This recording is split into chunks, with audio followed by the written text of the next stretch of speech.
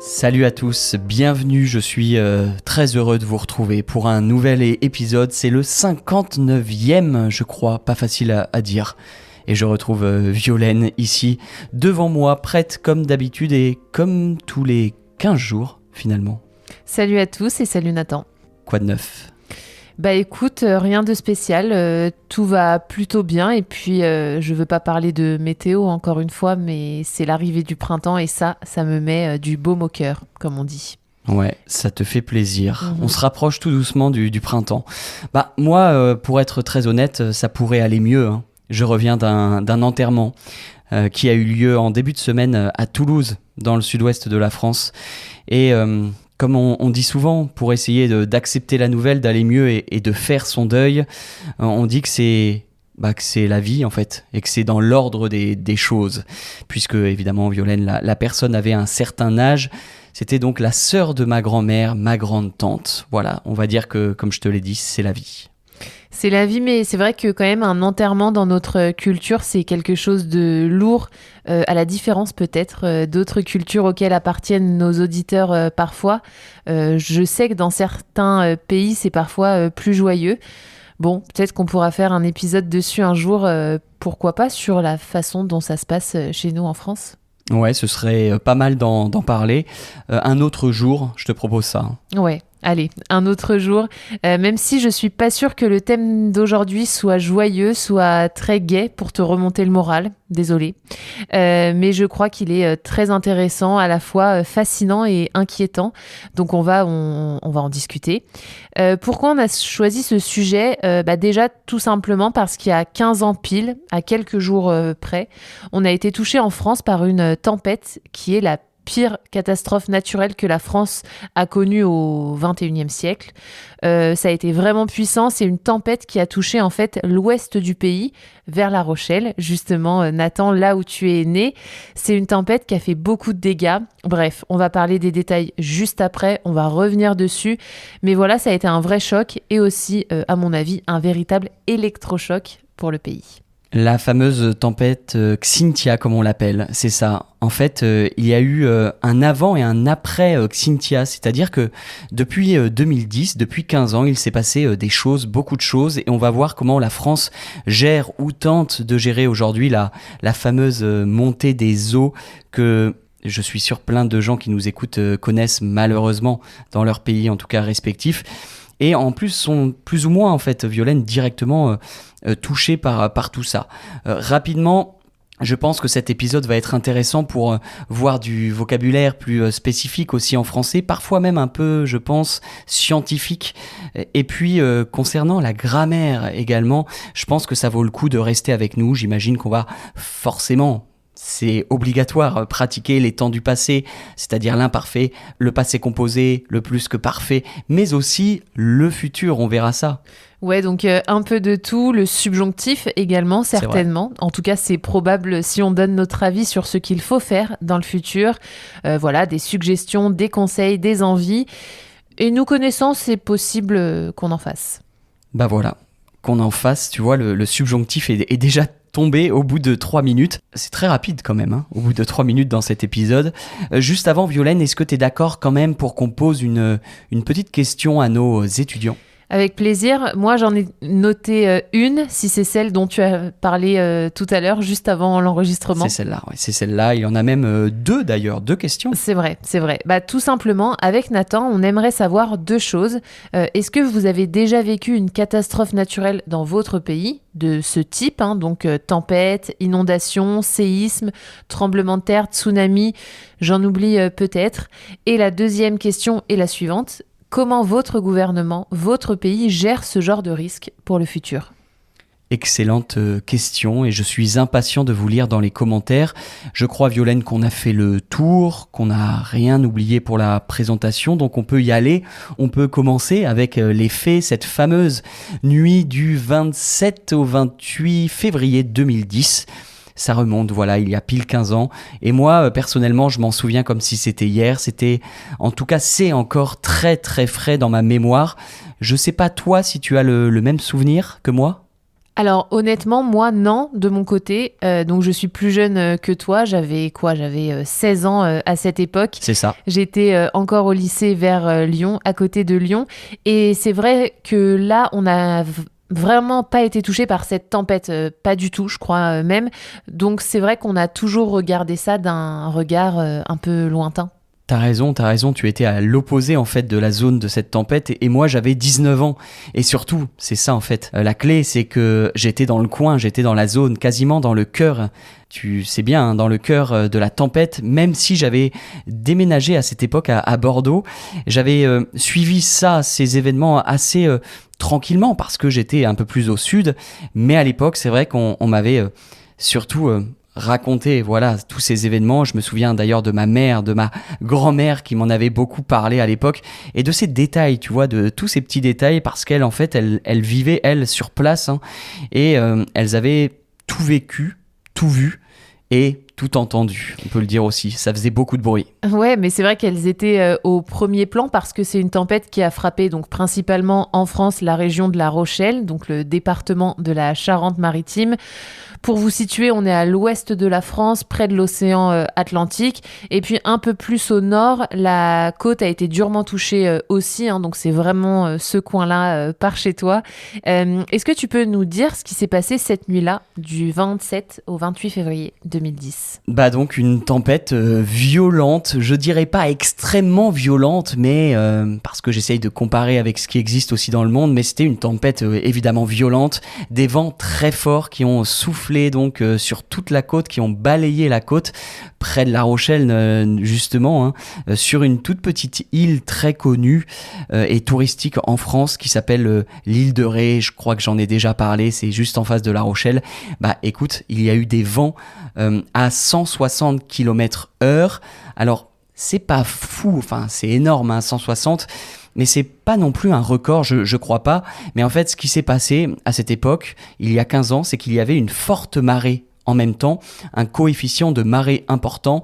Donc en fait, tout ça réuni, c'est-à-dire le vent, la marée, ça a fait monter évidemment le niveau de la mer, hein, tu t'en rends compte, d'environ 1,50 m, ce qui est énorme. Hein. On passe de... on va dire niveau 0 à 1,50 m, et forcément l'eau a fini par déborder, et je me souviens de toutes ces images sur le port de La Rochelle, que je t'ai montré après, assez récemment, mais voilà, avec toutes ces rues, tu vois, autour du port qui étaient totalement inondées.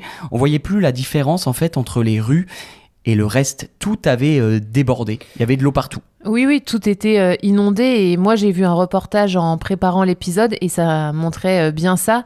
Alors toi tu parlais de là où tu es né et où tu as grandi qui a été durement frappé par tout ça, mais ça s'est passé en fait sur toute la côte atlantique, comme je disais tout à l'heure, quand on remonte vers le nord-ouest, j'ai vu que c'était monté jusqu'à la Bretagne où il a fallu évacuer des gens qui étaient coincés dans leur maison, même si les conséquences ont été moins graves visiblement je crois. Ouais, et moi je me souviens... que je suis rentré voir mes proches le week-end suivant, 2-3 jours après la tempête, après Xynthia, donc comme on l'appelle. Et donc depuis Bordeaux jusqu'à La Rochelle, en train, j'avais pris le train et en arrivant à seulement quelques kilomètres de La Rochelle, je dirais 5 ou 10 kilomètres, à chaque fois, tu vois, dans cette partie-là, le train longe la côte, comme on dit. On est à 200 mètres de la mer, peut-être, je suis même pas sûr, peut-être à 100 mètres, pas plus. On est très très proche de l'océan. On doit traverser à chaque fois les villages qui sont au bord de l'eau. Et je me souviens d'un village en particulier qui s'appelle Châtelaillon plage. C'est une station balnéaire assez connue, on va dire, pour les Français. Ce week-end-là, ce village, cette petite commune, se trouvait les pieds dans l'eau. Tu vois, comme on dit, les pieds vraiment dans l'eau. Il y avait 1 mètre d'eau facile encore, tu vois, dans les jardins, dans les rues, dans les champs. Les champs étaient inondés. C'était impressionnant parce que c'est unique, c'est rarissime dans ce coin-là. Non mais puis surtout la température de l'eau devait être hyper froide puisqu'on était en février, donc limite glaciale à cette époque puisque c'était l'hiver. Combien de morts ? On l'a pas dit, on l'a pas précisé. C'est vrai. Alors en France, on en a compté 47, mais énormément de sinistrés, comme on dit, donc de gens qui ont tout perdu, avec leur maison inondée, tous les meubles, le matériel qui est foutu, qui est donc détruit. J'ai vu un reportage où on voit des routes bien abîmées avec pas mal de dégâts. À certains endroits, tu avais même des trottoirs complètement explosés. Et évidemment, comme souvent à cause du vent, le premier truc qui part, ce sont les toits. Bien sûr. Les toitures qui s'envolent, et ça a touché là énormément de monde sur ce point-là, ouais. Plus tous les arbres qui tombent. Les arbres, et tu sais, à l'île de Ré, encore une fois, donc dans cette région où je suis né, où j'ai grandi, il y a beaucoup de parcs ostréicoles. Je dis l'île de Ré, mais il y a aussi l'île d'Oléron, par exemple. Et donc les parcs ostréicoles, juste en 2 secondes, ce sont ces endroits où on produit les huîtres, car voilà, ce coin-là est très réputé en France pour manger des huîtres. Elles sont vraiment délicieuses. T'aimes pas les huîtres, toi, Violaine? Je déteste ça. Ouais. Ouais. Et j'aime depuis très peu, mais quand j'étais jeune, je suis né là-bas, mais j'en mangeais pas, donc tu vois. Et donc je pense d'ailleurs que beaucoup de gens qui nous écoutent, qui viennent d'Europe, connaissent les huîtres d'Oléron. Elles sont très réputées, très connues. Évidemment, ces huîtres, elles se cultivent en partie dans la mer, un peu dans la terre, mais aussi beaucoup dans la mer, évidemment. Là, une bonne partie de tous ces parcs, comme on les appelle, a été détruite. Une bonne partie à cause, évidemment, de cette tempête. Donc, sur ce point-là, sur l'économie, c'était dramatique. Donc, en gros, beaucoup de dégâts, et c'est quelque chose qui n'était pas arrivé depuis longtemps en France. C'est vrai que les gens qui nous écoutent, quand même, peuvent se dire que, 47 morts, certes, c'est beaucoup trop, et on aimerait en avoir aucun, mais tu vois, c'est pas énorme non plus pour une catastrophe par rapport à d'autres qui se passent dans le monde quasiment tous les jours. Mais il faut quand même comprendre que ça a marqué les Français et que ça a été un vrai traumatisme pour les gens. Je crois qu'on peut utiliser ce mot. En fait, à ce moment-là, je crois qu'on a vraiment pris conscience du danger que c'est de vivre sur la côte et du danger qui pouvait venir de l'océan, tout simplement. Ouais, avant cette tempête, il y avait peu de conscience. Pas de conscience, on n'était pas conscient en fait des risques de submersion. En gros, c'était quoi? On achetait sa maison sur une île à quelques mètres de la mer, si on en avait l'envie, si on en avait les moyens aussi, évidemment, parce que ça peut coûter cher. Mais voilà, si ça nous faisait plaisir, si on voulait vivre à tel endroit, que ce soit dans une zone inondable, comme on dit, ou pas, on se posait pas vraiment de questions en fait. C'était pas un critère, on s'en foutait un peu, on s'en fichait même complètement parfois. Alors, je parle évidemment d'une tendance, je sais qu'à titre individuel, j'en connais, à La Rochelle notamment, qui même avant que Cynthia parlait de ces risques, et d'ailleurs depuis très longtemps, ma grand-mère en parlait depuis très très longtemps dans ce coin. Ouais, mais c'est vrai que la tendance générale pour la majorité des gens, c'était quand même un non-débat. Et dans les décisions prises au niveau politique aussi, c'était un non-débat. Parce qu'à l'époque, on se rendait pas compte du danger, comme j'ai dit, ou en tout cas, on s'en rendait beaucoup moins compte. Mais tu sais, c'est souvent comme ça, on croit que ce genre de choses n'arrive qu'ailleurs, que ça n'arrive qu'aux autres. Complètement. Mais par contre, c'est vrai qu'il y a eu comme un tournant après cette fameuse nuit de février. Et je crois qu'il y a eu une vraie prise de conscience dans la tête des gens parce que ça a marqué, ça a choqué, comme je l'ai dit. Et même politiquement en France, ça c'est hyper intéressant, mais sur le plan des lois, sur les plans de l'urbanisme, il y a pas mal de trucs qui ont changé.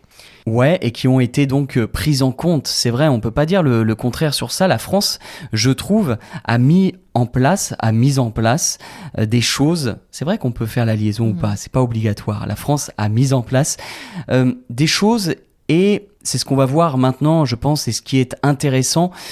Et je pense à quelque chose, j'ai une image en tête parce que je sais que ça arrive encore aujourd'hui, que ça concerne des gens, notamment de ma région. Mais imagine, toi, Violaine, tu vis dans une maison au bord de la mer, là, tu vois. Mon rêve. Voilà, ton rêve, en plus. Tu l'as acheté, tu l'as construite toi-même, ou tu l'as fait construire, évidemment. Et là, on te dit tout d'un coup que c'est fini, qu'elle va être détruite. Et que tu dois partir sur le champ. Comme ça, du jour au lendemain. J'ai envie de te poser une question. Comment tu te sentirais ? Sans surprise, ça me déprimerait et je serais forcément super triste. Je peux pas le nier. Et c'est vrai que c'est déchirant. Alors moi, nous, on l'a jamais vécu, mais j'ai vu une dame en parler à la télé et elle pleurait, elle était en larmes. Même si c'est nécessaire et que ça peut éviter de nouveaux drames, tu te rends compte, dans un seul village, tout petit, moins de 2000 habitants, je crois, ils ont rasé 600 maisons. Donc ils les ont détruites, en fait, tout simplement. Raser, qui veut dire détruire, ouais. Démolir aussi. 600 maisons ont été détruites dans un seul village. Donc en gros, un tiers des gens sont partis. Bon, alors en même temps, c'était le village le plus touché par cette tempête. Il y avait eu beaucoup de morts. Pas sûr que les gens aient eu envie de rester après ce drame. Mais il y en a plein quand même qui n'ont pas eu le choix. On leur a dit, on vous rachète votre maison, on vous donne le prix qu'elle vaut, le prix du marché, mais vous devez partir. Et ça d'ailleurs, ça a un nom, ça s'appelle une expropriation. Un peu difficile à prononcer. Expropriation. Ouais. Quand on est obligé de partir pour une raison ou pour une autre, on est exproprié. Mais bon, c'est vrai que quand tu y habites depuis ton enfance, que tu y es né, c'est dur. C'est dur, mais tu es exproprié parce que la zone est inondable. Et tu sais que maintenant, Violaine, on ne peut plus construire, donc, depuis cette tempête, cette fameuse tempête, on ne peut plus construire dans certaines zones de la France. On a créé, je sais, des zones, tu sais, avec des petites couleurs. Alors les premières zones, je sais plus quelle est la couleur, si c'est vert ou jaune, mais je sais qu'il y a des zones rouges, des zones noires, où c'est absolument interdit de construire, tu vois. Donc si tu veux construire ta propre maison, faut aller ailleurs, tu dois aller ailleurs. Et tu sais que j'ai vu la carte de ces zones. En France, il y a environ 10% des logements qui sont dans des zones inondables. Donc on peut plus construire, mais 10% de ces logements, ils sont quand même parce qu'ils ont été construits bien avant. Ça me paraît énorme. Maintenant, faut vraiment faire gaffe, faire attention avec tout ça. Et d'ailleurs, Violaine, on peut peut-être raconter cette anecdote. Je sais pas ce que t'en penses. On était tous les deux en voiture le week-end dernier dans le sud de la France. C'était vers Montpellier. Et oui, notre nouvelle région. On écoutait la radio, on écoutait les infos. C'était France Info, on met souvent France Info, on se branche sur cette radio-là en voiture. Et pour la commémoration donc et les 15 ans de cette tempête, il y avait le maire de cette fameuse commune dont tu viens de parler tout à l'heure là, qui était invité, tu te souviens, qui était interviewé. Le maire de ce fameux village, j'ai un peu oublié son nom, qui a été le plus touché par la tempête. Est-ce que tu te souviens ? Ouais, c'est la Faute-sur-Mer. Et pour vous situer, c'est pas très loin de Nantes. Ouais, la Faute-sur-Mer, hein, voilà, c'est ça. Mais un nom qui est maintenant connu alors que c'est tout petit et qui était évidemment inconnu il y a plus de 15 ans. Tu vois, ce maire, je sais pas si tu t'en souviens, mais il comprenait vraiment qu'on puisse détruire des maisons, évidemment pour éviter que ça se reproduise, c'est logique, mais il mettait aussi en avant, ce maire-là, un autre argument que je trouve assez intéressant, c'est le fameux droit de propriété. Il disait que d'habiter quelque part, c'est aussi un droit de l'homme, c'est un droit essentiel. Tu sais, le droit de se loger, le droit d'habiter. Et qu'il fallait qu'on fasse aussi attention avec ça, quoi. C'est un droit de l'homme, c'est vrai. Complètement. Mais c'est hyper intéressant comme réflexion. Et aussi, on peut comprendre que pour lui aussi, c'est terrible, tu vois, de voir partir un tiers de sa population. Ils vont partir ailleurs pour vivre. Voir un tout petit village se vider, je trouve ça triste. Mais est-ce qu'on a le choix ? Est-ce qu'on peut faire autrement ? Parce que tu sais que les règles de l'urbanisme ont changé. On l'a vu en préparant ce sujet et on le sait aussi depuis quelques années. Tu sais que désormais, si tu vis à certains endroits en France, tu dois prévoir chez toi une pièce, un endroit où tu pourras t'abriter, où tu pourras te réfugier au cas où il y ait une inondation. Et ouais. Genre comme un abri, quoi, qui va te protéger. Totalement. Et parfois, il faut même que tu aies un étage. Donc, c'est logique, il faut que tu sois en hauteur, donc avec un étage. Et en France, tu as beaucoup de maisons dans ces coins-là, notamment, qui sont en rez-de-chaussée. Donc, est-ce qu'il faut construire un étage ? Est-ce qu'il y a des aides ? C'est le gros problème. C'est vrai, qui va payer ça ? Mais en tout cas, c'est vrai que ça reste une mesure intelligente, peut-être nécessaire, qui peut éviter aussi des drames. C'est juste, en fait, je pense, difficile d'imaginer ça et difficile aussi à mettre en place. Faut construire un étage si tu veux rester chez toi. En gros, c'est ça. Donc, tu n'as pas le choix. Et c'est pas simple quand même, à chaque fois de devoir surélever ta propre maison. C'est ça, où est-ce qu'on va s'arrêter ? Et parmi les mesures qui ont été adoptées sur ces 15 dernières années, il y a autre chose que tu peux observer d'ailleurs quand tu te promènes sur le littoral, sur la côte en France, c'est la présence de digues. C'est ça, de digues. Et il y en a pas mal d'ailleurs vers La Rochelle, j'y suis allé il y a pas longtemps, et il y en a de plus en plus. Donc on appelle ça comme ça, des digues. Qu'est-ce que c'est ? Alors, pour vous expliquer, c'est une espèce de protection naturelle entre la terre et l'océan. En gros, c'est comme un petit mur qu'on construit pour protéger tout ce qu'on retrouve sur la côte, donc les maisons, etc. Et on veut les protéger des fortes marées, des vagues, etc. Encore une fois. Ouais, et c'est assez haut, évidemment, les digues. Ouais, je crois que c'est entre 4 et 5 mètres à chaque fois. C'est ça, et rien que dans le département de la Charente-Maritime, hein, c'est le département de La Rochelle, on a construit des digues sur à peu près toute la côte, je dirais 45 ou 50 kilomètres de long, et enfin on a pu protéger des villages qui étaient dans une situation ultra vulnérable, qui étaient en danger, et je sais que dans une commune que je connais bien, juste à côté de La Rochelle, ils viennent juste là, c'était il y a 1 ou 2 mois, ils viennent juste de construire non pas une digue, mais 2. Donc c'est comme une double digue pour renforcer un petit peu la côte, pour renforcer cette protection.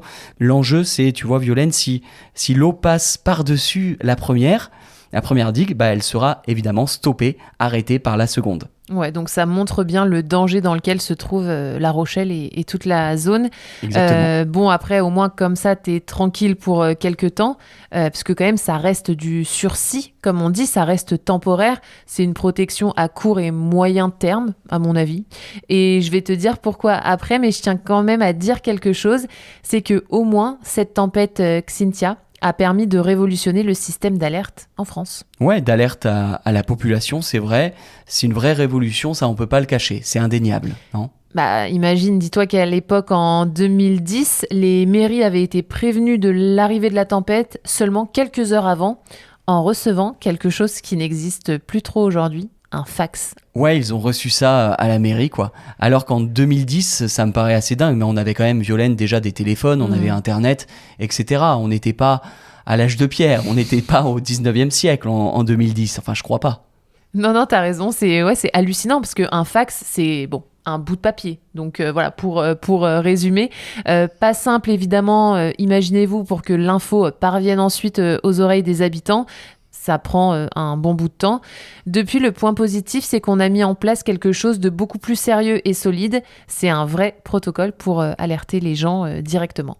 Et j'imagine que pour alerter, tout se fait via les réseaux, j'imagine. Ouais, via les réseaux, évidemment, mais pas que. Les textos, les SMS, par téléphone aussi. On peut t'appeler. On peut t'appeler. Donc c'est un dispositif plus complet, direct, sans intermédiaire. Tu reçois l'alerte en 1 seconde et t'es prévenu. Tout ça, en fait, ça me fait penser, je sais pas toi, mais aux inondations en Espagne. Tu sais, les inondations très récentes qui ont eu lieu, qui se sont produites dans la région de Valencia, de Valence en français.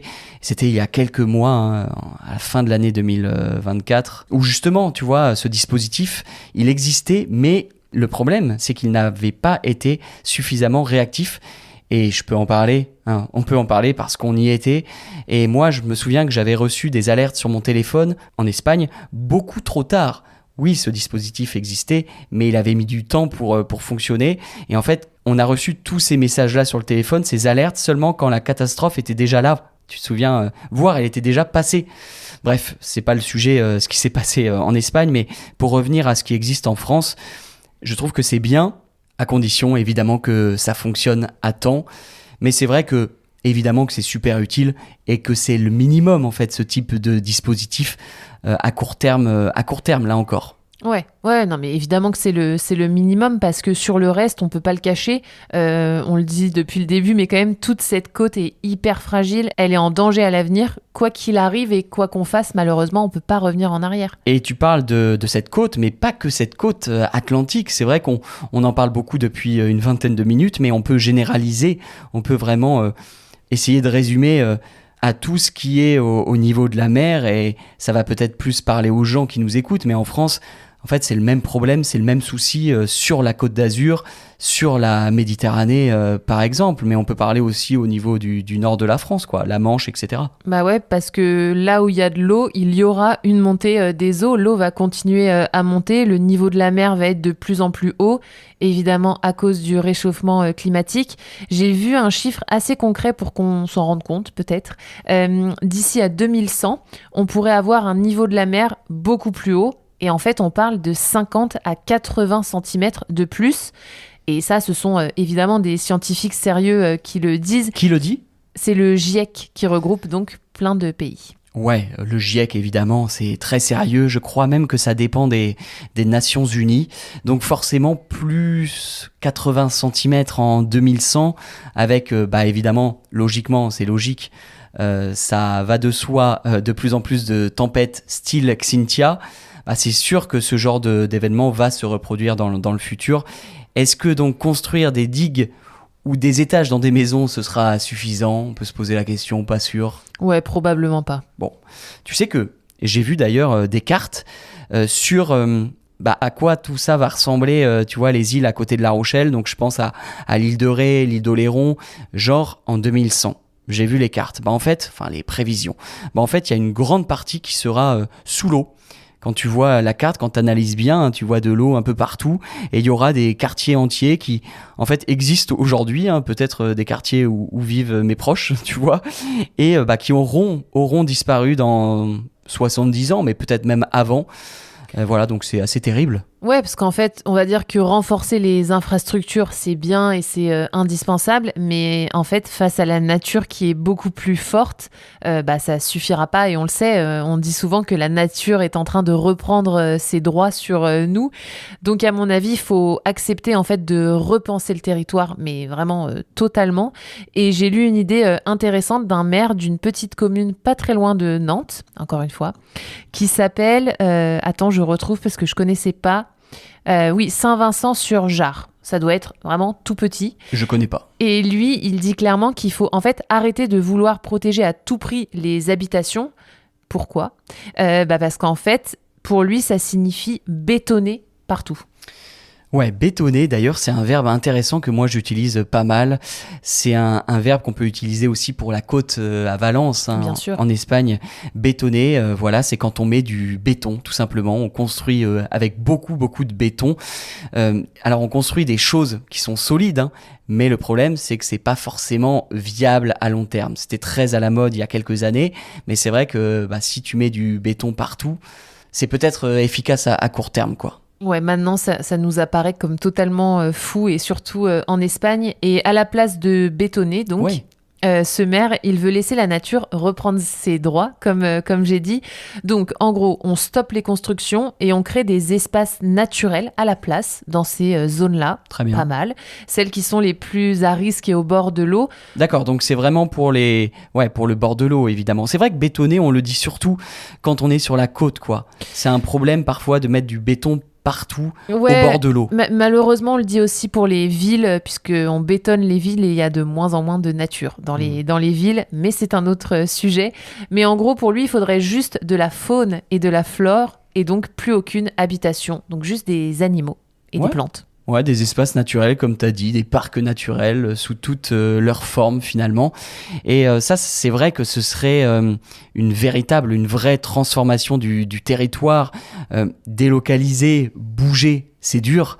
Mais si on n'a pas vraiment le choix, finalement, c'est peut-être une bonne idée. Par contre, pour ça, je pense qu'il faut du courage politique, tu vois, de la part des élus, de la part des maires, au niveau local, mais aussi au niveau national. Forcément, il faut être courageux. Et quand tu vois l'instabilité actuelle en France, avec des gouvernements qui changent tout le temps, toutes les 5 minutes, pas simple de trouver des solutions, malheureusement. C'est clair. Et puis, c'est pas simple aussi, je pense, Violaine, pour tout simplement pour le faire accepter aux gens qui sont sur place. Tu vois, il y a le côté politique, il y a le courage qu'il faut, mais il y a aussi le faire accepter, faire avaler la pilule, hein, aux gens, comme on dit. Sauf peut-être si on arrive à les convaincre, à tous ces gens, que c'est trop risqué pour eux de rester. C'est vrai que le problème, c'est aussi qu'il y a, je crois, Violaine, je sais pas ce que t'en penses, on le dit pour plein de choses, mais c'est qu'il y a un manque de culture. Alors, on parlait de culture du vide il y a quelques temps, rien à voir, mais là, en France, même dans ces zones-là, il y a un manque de culture du risque. En fait, tout simplement, je pense qu'avec le temps, forcément, on oublie les risques. Et d'ailleurs, on a une expression qu'on sort très souvent en français, qu'on dit très souvent, c'est « on a la mémoire courte ». Et là, ça fait 15 ans. Et forcément, cette mémoire peut s'effriter, quoi, peut disparaître. Ouais, et puis sur ça, je suis totalement d'accord. Il suffit de regarder en France à quel point la côte attire. Je crois qu'on peut le dire, elle a jamais autant attiré que maintenant, et nous, on le voit dans notre quotidien. Ouais, et elle séduit plus que jamais cette côte. Tout le monde veut s'y installer en France, vivre à côté de la mer. Aujourd'hui, évidemment, pour plein de gens, c'est la chose la plus importante qui soit. Et encore plus, je pense, évidemment, peut-être que c'est une tarte à la crème, ce que je dis, c'est-à-dire quelque chose qu'on sort comme ça sans trop réfléchir, mais c'est des faits aussi, hein. C'est encore plus le cas depuis la pandémie, depuis le Covid. Bah, indéniablement, je peux te parler moi de la Bretagne que je connais bien et notamment de Saint-Malo par exemple où je passe des vacances depuis que je suis petite, en tout cas à côté de Saint-Malo et où les prix de l'immobilier ont tout simplement explosé alors même que c'est au bord de l'eau. Ouais, à Saint-Malo, c'est de la folie. À La Rochelle, d'ailleurs, que je connais beaucoup mieux, c'est pareil. Tout le monde veut y vivre, tout le monde veut s'y installer. Beaucoup de Parisiens, d'ailleurs, s'y installent ou achètent une résidence secondaire. C'est assez classique, c'est la mode, pour soit y passer le week-end, aussi les vacances, hein, pourquoi pas. C'est vrai que c'est pas très loin. Je dis des Parisiens, mais d'ailleurs, pas que, hein, c'est super à la mode La Rochelle partout. Et je sais que c'est pareil à Biarritz, autre ville qui est sur la côte, on est plus au sud, mais Biarritz, c'est de la folie. Donc en Bretagne, tu l'as dit aussi, on peut parler également de la Côte d'Azur, évidemment, qui séduit toujours autant, comme avant, et ça c'était déjà le cas avant la pandémie du Covid. Donc en fait, voilà, partout sur la côte, qu'importe les risques, qu'importe les souvenirs, qu'importe les tempêtes, tout le monde veut y être, quoi. Ouais, puis même on peut mentionner Marseille qui attire de plus en plus de gens. Tout le monde veut vivre à Marseille en ce moment. Et en vrai, la montée des eaux, le risque de tempête, d'inondation, comme tu l'as dit, tout ça, les gens, ils l'oublient avec le temps. Et si tu veux mon avis, je dirais même qu'il y a une forme de déni ou de se dire, bon, j'ai vu les prévisions, c'est en 2100, donc moi je suis tranquille, ça touchera surtout les générations suivantes. Moi je veux profiter, je veux me faire plaisir, m'acheter ma petite maison au bord de l'eau et passer ma retraite au soleil. Ouais, et je connais un couple, Violaine, qui a acheté, tu sais, l'an dernier, c'était une maison sur l'île de Ré avec, tu vois, la vue sur mer. Aucun étage d'ailleurs, on parlait des étages tout à l'heure, et qui ont eu cet état d'esprit là que tu viens de mentionner. Tu vois, c'est un couple qui est relativement âgé, je dirais 70 ans, peut-être un petit peu plus, hein, juste à la limite, et qui sait que, bah, tu vois, en 2100, c'est très loin, eux, ils ne seront plus là normalement, hein, même si je leur souhaite d'être encore vivants, mais 2100, ça reste loin. Et voilà, et après, c'est vrai que eux, tu vois, ce couple-là dont je te parle, ils sont d'ici, ils sont du coin. Donc, je peux aussi comprendre d'un côté qu'ils aient fait ce choix-là, tu vois, qu'ils pensent aussi à eux, qu'ils pensent à leur bonheur, quoi. Ouais, bah on peut pas leur enlever, en tout cas. Mais tout ça pour dire que la culture du risque, elle existe un peu, en tout cas un peu plus qu'il y a 15 ans, mais c'est pas encore ça, hein. Il y a des progrès à faire. Et puis l'autre argument ou l'autre frein, et ce qui rend difficile des actes forts, bah, c'est le facteur économique. Voilà, l'économie, l'argent, c'est quand même le nerf de la guerre. Je crois qu'on n'en a pas encore parlé, mais c'est vrai que c'est difficile quand même de faire cohabiter écologie et économie, écologie et tourisme. C'est possible, ça existe, hein, mais c'est pas facile. Non, c'est pas facile. Là encore, on en revient à du courage politique et au fait, bah, tu vois, Violaine, de devoir trouver des solutions intelligentes pour satisfaire, en fait, un peu tout le monde, hein, des deux côtés, ou en tout cas ne pas trop décevoir, hein, l'économie et l'écologie. Mais ouais, c'est vrai que si demain tu dis à Biarritz, à Nice, bah, vous arrêtez tout d'un coup de construire des hôtels, des restos, ou même de lancer, de faire un projet touristique, de le réaliser, bah, ça va faire grincer des dents, non ? Ça va faire vraiment grincer des dents. Voilà, comme on dit, une expression pour dire quoi ? Bah, que ça va en fait tout simplement créer de la colère. C'est sûr et certain, quoi. C'est sûr, mais c'est pas facile de savoir quoi faire. Mais il y a une chose sur laquelle tout le monde est d'accord en France, enfin une grande majorité des gens, je crois, c'est qu'il faut agir contre le réchauffement climatique. Après, la question, c'est toujours comment et quoi faire. Et sur ça, on n'est pas toujours tous d'accord, évidemment. J'y pense, c'est vrai que nous, on s'est, Violaine, concentré sur la France, sur ce qu'on connaît, mais je serais très curieux, tu vois, de savoir comment ça se passe ailleurs, où vivent tous nos étudiants, s'il y a comme une prise de conscience peut-être, et surtout, bah, quel type de mesures on peut prendre chez eux, quoi. Donc voilà, ce serait intéressant de savoir, non ? Ce serait très intéressant. On n'en a pas parlé, mais j'avais vu un reportage, moi, à la télé sur Venise, en Italie, bien sûr, qui subit assez régulièrement des inondations et qui a, je crois, installé un système de digues aussi en mer, ou plutôt une sorte de barrière qui se lève en fait quand il y a des fortes marées. Ok. Je te conseille de voir les images, c'est assez impressionnant de voir ça. Et en plus, ça a l'air d'être efficace. Super, super. Bah écoute, je vais aller voir ça. J'irai voir ça en tout cas un peu plus tard. Mais voilà, vous avez compris, depuis 15 ans, la France prend des mesures plus ou moins efficaces, Violaine, pour se préparer, pour faire face au changement climatique. Est-ce suffisant ? C'est la question. Bon, on a des expressions en français, on dit si on voit le verre à moitié plein, on peut dire que c'est positif, que c'est mieux qu'avant. Mais si on voit aussi le verre à moitié vide, tu vois, c'est vraiment une vue de l'esprit, on peut dire que c'est évidemment insuffisant et qu'il reste encore pas mal de progrès à faire. Ça dépend de quelle position on se met, quoi. Ouais, bon, je t'avoue qu'aujourd'hui, j'ai envie de voir le verre à moitié plein et d'être un peu positif. T'as raison, il faut, t'as raison. Et toi qui nous écoutes, alors, est-ce que ton pays est touché par la montée des eaux et quelles solutions existent chez toi ? Dis-nous en commentaire sous l'épisode. On a vraiment envie de savoir et on lit tout le monde. Et en plus, je trouve que c'est un sujet passionnant.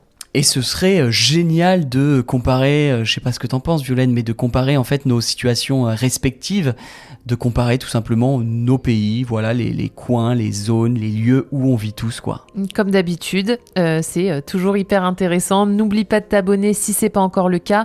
Une fois de plus, on te remercie pour ta fidélité et on te dit à la prochaine. Salut!